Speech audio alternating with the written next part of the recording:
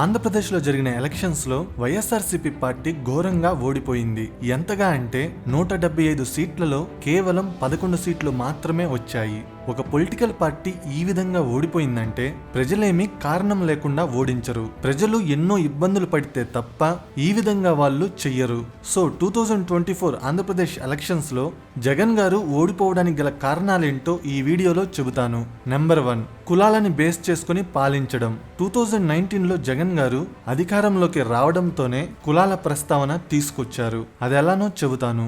సాధారణంగా మినిస్టర్ పదవులు ఎవరికి ఇస్తారంటే ఆ డిపార్ట్మెంట్ గురించి నాలెడ్జ్ ఉన్న వాళ్ళకి, 2-3 సార్లు కంటిన్యూస్ గా ఎమ్మెల్యేగా గెలుస్తూ ఉన్న వాళ్ళకి, ఏజ్ పరంగా సీనియర్లకి, ఎడ్యుకేషనల్ క్వాలిఫికేషన్ ఉన్న వాళ్ళకి మినిస్టర్ పదవులు ఇస్తారు. కానీ జగన్ గారి ప్రభుత్వం అలా ఇవ్వలేదు. కేవలం కులాలని బేస్ చేసుకుని మినిస్టర్ పదవులు ఇచ్చారు. అలా ఇవ్వడమే కాకుండా పబ్లిక్ గా ఆ కులానికి ఇచ్చాము, ఈ కులానికి ఇచ్చామని బాగా అడ్వర్టైజ్ చేసుకున్నారు. అది చూసిన ప్రజలు ఏమనుకున్నారంటే క్వాలిఫికేషన్ చూడకుండా కులాన్ని చూసి మినిస్టర్ పదవులు ఇస్తున్నారేంటని అనుకున్నారు. అదే కాకుండా 2.5 సంవత్సరాల తర్వాత కూడా మళ్ళీ కులాలను బేస్ చేసుకుని మంత్రి పదవులు ఇచ్చారు.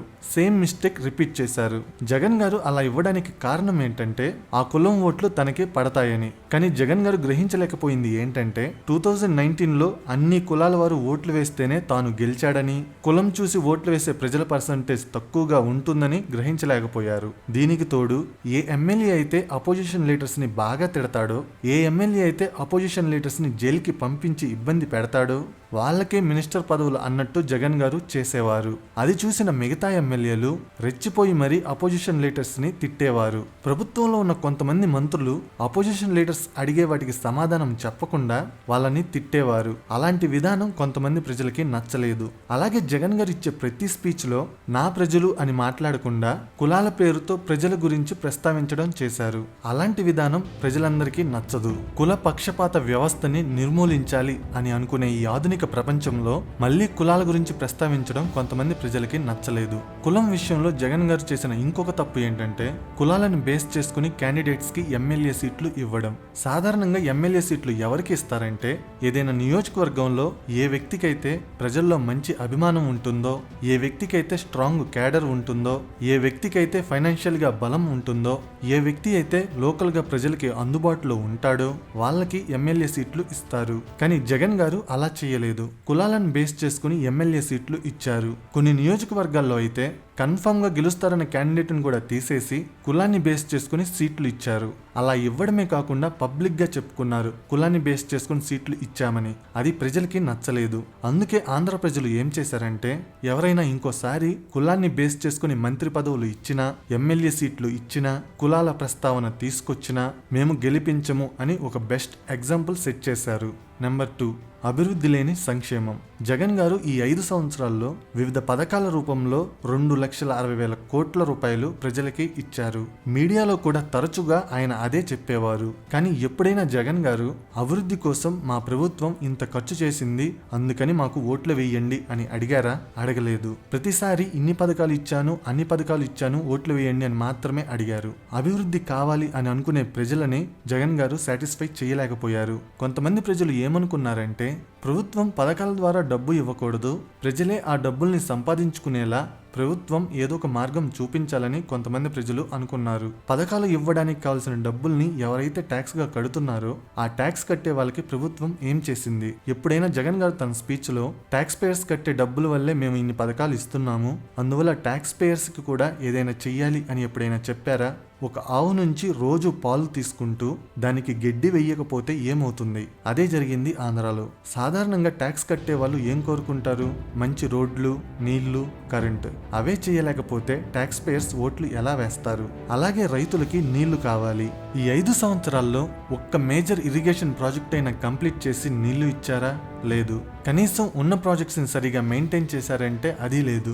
డ్యామ్ గేట్లు కొట్టుకుపోవడం లాంటి ఇన్సిడెంట్స్ జరిగాయి. ఒక చోట అయితే ఏకంగా డ్యామే కొట్టుకుపోయింది. మరి రైతులు ఓట్లు ఎలా వేస్తారు? బిజినెస్ చేసే పీపుల్ కి బిజినెస్ ఎన్విరాన్మెంట్ కల్పించాలి అంటే రాజధాని ఉండాలి. కానీ రాజధాని ఎక్కడ ఉంది? ఒక రాజధాని అయితే ఒక్క చోటే డెవలప్మెంట్ జరుగుతుంది, 3 రాజధానులు అయితే స్టేట్ అంతా డెవలప్మెంట్ జరుగుతుంది అని అన్నారు. మరి ఆ మూడిట్లో ఒక్కటైనా కట్టారా? లేదు.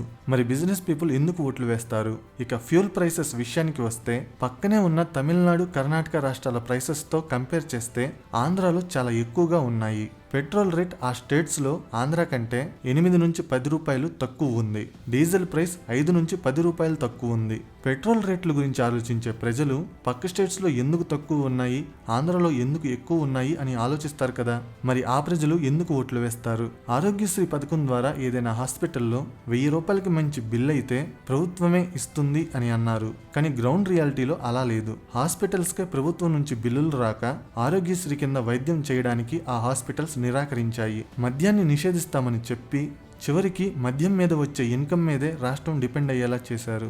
దానికి తోడు నాసిరకం మద్యాన్ని సరఫరా చేశారు. అలాంటి మద్యం వల్ల ఎంతో మంది ఆరోగ్యాలు దెబ్బతిన్నాయి. మద్యం రేట్లు పెంచారు. ఇటు పథకాల రూపంలో డబ్బులు ఇస్తూనే మళ్ళీ ఆ డబ్బుల్ని మద్యం ద్వారా తీసుకున్నారు.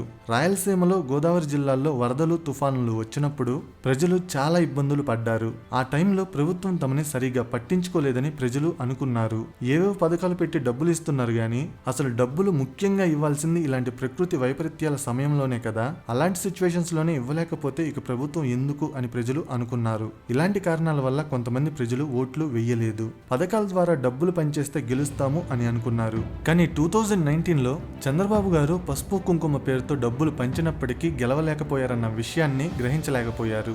సంక్షేమ పథకాల పేరుతో ఓట్లని లీగల్ గా కొనుక్కొని గెలుద్దాము అనుకున్న వాళ్ళకి ఆంధ్ర ప్రజలు ఒక బెస్ట్ ఎగ్జాంపుల్ సెట్ చేశారు. నెంబర్ 3, ప్రజలకి ఏం కావాలో ఇవ్వకుండా జగన్ గారు ఏమి ఇవ్వాలనుకుంటున్నారో అదే ఇవ్వడం. For example, auto drivers, cab drivers గాని తీసుకుంటే వాళ్ళకి వాహన మిత్ర పథకం కింద సంవత్సరానికి 10,000 రూపాయలు ఇచ్చారు. కానీ వాళ్ళు అడిగేది ఏంటంటే పెట్రోల్ రేట్లు తగ్గించడం, మంచి రోడ్లు ఉండడం, లైఫ్ ఇన్సూరెన్స్ ప్రొవైడ్ చేయడం, ఆటో స్టాండ్లు లాంటివి. కానీ ప్రభుత్వం వాళ్ళకి 10,000 రూపాయలు ఇచ్చి మళ్ళీ అదే 10,000 రూపాయలని పెట్రోల్ రేట్ల రూపంలో, చలాన్ల రూపంలో వెనక్కి తీసుకుంది. రాయలసీమ వాళ్ళకి రాజధాని ఇస్తాము అని అన్నారు. కానీ వాళ్ళు అడిగేది ఏంటంటే పొలాలు పండించుకోవడానికి నీళ్లు ఇవ్వడం, ఉద్యోగాల కోసం వేరే రాష్ట్రాలకి వలసపోకుండా తమ ప్రాంతంలోనే ఇండస్ట్రీస్ పెట్టడం లాంటివి. కానీ అవి చెయ్యలేదు. విశాఖపట్నం వాళ్ళకి రాజధాని ఇస్తాము అని అన్నారు. కానీ వాళ్ళు అడిగేది ఏంటంటే టూరిజం డెవలప్ చేయడం, వైద్యం చేయించుకోవడానికి మంచి హాస్పిటల్స్, మంచి కాలేజెస్, ఇంటర్నేషనల్ ఎయిర్పోర్ట్, మెట్రో లాంటివి. కానీ అవి చేయలేదు. జగన్ గారు కృష్ణా, గుంటూరు ప్రాంతాల్లో రాజధాని కడతానని చెప్పి గెలిచిన తర్వాత మాత్రం అక్కడ ఏమీ కట్టలేదు. పేదలకు ఇల్లులు ఇస్తానని చెప్పి ఎక్కడో జనావాసానికి దూరంగా ఉన్న ప్రదేశాల్లో వాళ్ళకి స్థలాలు ఇచ్చారు. కానీ వాటి నిర్మాణం మాత్రం పూర్తి చేయలేదు. అలాగే రాష్ట్రంలో ఎంతో మంది నిరుద్యోగులు ఉన్నారు. వాళ్ళ కోసం కంపెనీలు తీసుకురావడం చేయలేదు. ఇలాంటి కారణాల వల్ల కొంతమంది ప్రజలు ఓట్లు వేయలేదు. నెంబర్ 4, జవాబుదారీతనం లేకపోవడం. ఎలక్షన్స్ కి ముందు మొత్తం జనం మధ్యనే తిరిగిన జగన్ గారు గెలిచిన తర్వాత ఒక్క ప్రెస్ మీట్ కూడా పెట్టలేదు. జనాల్లో తిరగలేదు. కనీసం మీడియా వాళ్ళు క్వశ్చన్లు అడగడానికి అవకాశం లేకుండా ఉండింది. అపోజిషన్ లీడర్స్ అడిగే ప్రశ్నలకి జవాబు లేకుండా పోయింది. ఆఖరికి పబ్లిక్ డొమైన్ లో ఉండాల్సిన జీవోలు కూడా సీక్రెట్ గా రిలీజ్ చేసుకునే స్థితికి గవర్నమెంట్ వచ్చింది. డెమోక్రసీలో ప్రజలకి ఆన్సరబుల్ గా లేనప్పుడు ప్రజలు వాళ్ళని ఓడిస్తారు. కనీసం ఎమ్మెల్యేలు తమ నియోజకవర్గానికి సంబంధించిన ప్రాబ్లమ్స్ ని చెప్పుకోవడానికి కూడా సీఎం అందుబాటులో లేని పరిస్థితి. ఎమ్మెల్యేలకే సీఎం అందుబాటులో లేకపోతే ఇక సాధారణ ప్రజల పరిస్థితి ఏంటి? జగన్ గారు ఐపాక్కి ఉన్నంత యాక్సెసిబుల్ గా కూడా ఎమ్మెల్యేలకి లేరు. ఒకవేళ ఎవరైనా ఎమ్మెల్యే కష్టపడి ఎలాగోలా సీఎం ని కలిసి ప్రాబ్లమ్స్ ని చెప్పుకుంటే సీఎం ఆఫీస్ లో చేసి పెడతామని అంటారే తప్ప బయటికి వచ్చిన తర్వాత ఆ పని అవ్వదు. అందువల్ల ఎమ్మెల్యేలు కూడా ఏం చేయలేని పరిస్థితి వచ్చింది. సీఎం ఏదైనా డెసిషన్ తీసుకునేటప్పుడు ఎమ్మెల్యేలను సంప్రదించి వాళ్ళతో చర్చించి వాళ్ళకి సమ్మతమైతేనే ఆ డెసిషన్ తీసుకోవాలి. కానీ జగన్ గారు మాత్రం ముందే డెసిషన్ తీసుకొని ఎవరైనా ఎమ్మెల్యే ఆ డెసిషన్ ని వ్యతిరేకించినా కూడా పట్టించుకోలేదు. 2023లో జరిగిన ఎమ్మెల్సీ ఎలక్షన్స్ ద్వారా ప్రజలు తమ తీర్పుని చెబితే అది లెక్క చేయకుండా తమ ఓటర్లు వేరే ఉన్నారని మాట్లాడారు. కానీ ఎవరైనా గెలవాలంటే అన్ని సెక్షన్స్ ఆఫ్ పీపుల్ ఓట్లు వేస్తేనే గెలుస్తారని గ్రహించలేకపోయారు. ఏదైనా ఎమ్మెల్యే మీద కరప్షన్ అలిగేషన్ వస్తే వాళ్ళని జగన్ గారు కనీసం మందలించడం చేయలేదు. నేరాలు చేసే రాజకీయ నాయకుల్ని ప్రోత్సహించారు. హత్య చేసి డోర్ డెలివరీ చేసిన వాళ్ళకి సన్మానాలు చేశారు. కనీసం పార్టీ నుంచి తీసివేయలేదు. నేరం చెయ్యడం, తిట్టడం లాంటివి పార్టీలో ఉండడానికి అదొక క్వాలిఫికేషన్ అన్నట్టుగా ప్రవర్తించారు. ఇలాంటి కారణాల వల్ల కొంతమంది ప్రజలు ఓట్లు వేయలేదు. Number 5, revenge politics. జగన్ గారు అధికారంలోకి రావడంతోనే ప్రజావేదిక కూల్చివేతతో మొదలుపెట్టారు. ప్రజావేదిక ఒక అక్రమ కట్టడం అని చెప్పారు. అలాంటి అక్రమ కట్టడాలన్నీ కూల్చివేస్తానని కూడా చెప్పారు. ప్రజలు నిజమే అని అనుకున్నారు. కానీ ప్రజావేదిక మాత్రమే కూల్చారు తప్ప ఇంకే అక్రమ కట్టడం కూల్చలేదు. దాంతో ప్రజలకి అర్థమైంది ఏంటంటే ఇదంతా రివెంజ్ పాలిటిక్స్ అని. ప్రభుత్వాన్ని ఎవరైనా ప్రశ్నిస్తే వాళ్ళని జైల్లో వేసి కొట్టించారు. కోర్టుల చుట్టూ తిప్పించారు. దానికి తోడు అపోజిషన్ లీడర్ని అరెస్ట్ చేశారు. ఊర్లలో ఎవరైనా ప్రభుత్వానికి వ్యతిరేకంగా మాట్లాడితే వాళ్ళకి పథకాలు తీసేస్తామని బెదిరించారు. ఎవరైనా కొత్తగా కట్టిన వాటికి పేర్లు పెట్టుకుంటారు. కానీ జగన్ గారు ఆల్రెడీ ఉన్న వాటికి పేర్లు మార్చి గొడవలు సృష్టించారు. పోలవరం ప్రాజెక్టులో రివర్స్ టెండరింగ్ అని చెప్పి 1 సంవత్సరం టైం వేస్ట్ చేశారు. ఇప్పటికి కూడా ప్రాజెక్ట్ ని కంప్లీట్ చేయలేదు. కొన్ని నెలల పాటు ఇసుకని దొరకనివ్వకుండా ప్రజల్ని ఇబ్బంది పెట్టారు. ఇసుక రేట్లని పెంచారు. ఇలాంటి కారణాల వల్ల కొంతమంది ప్రజలు ఓట్లు వెయ్యలేదు.